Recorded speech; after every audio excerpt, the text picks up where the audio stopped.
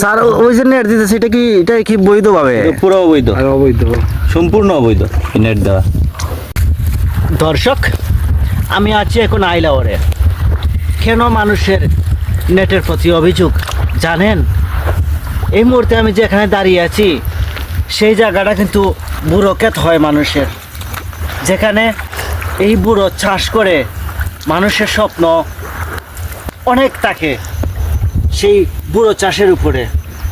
আর সেই বুড়ো চাষটাকে কেন এভাবে আবাদ করে রাখা হচ্ছে জানেন?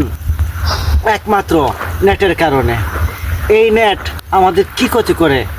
এই যে দেখেন, যে পেনার ছাকে আমি বসে আছি, ঠিক 4 হাত থেকে 5 হাত অন্তর অন্তর ঘন ঘন করে এভাবে পিল মারা হয়েছে। একজন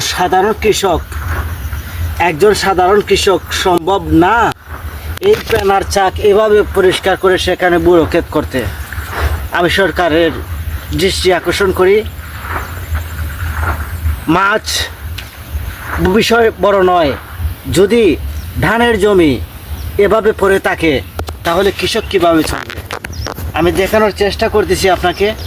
এই যে দেখুন, অসংখ্য এখানে এই ফেনার চাক রয়েছে। এই চাকগুলা এভাবে ফিল মেরে পচিয়ে তারপর কৃষকরা কিন্তু এভাবে চাষ করে থাকে।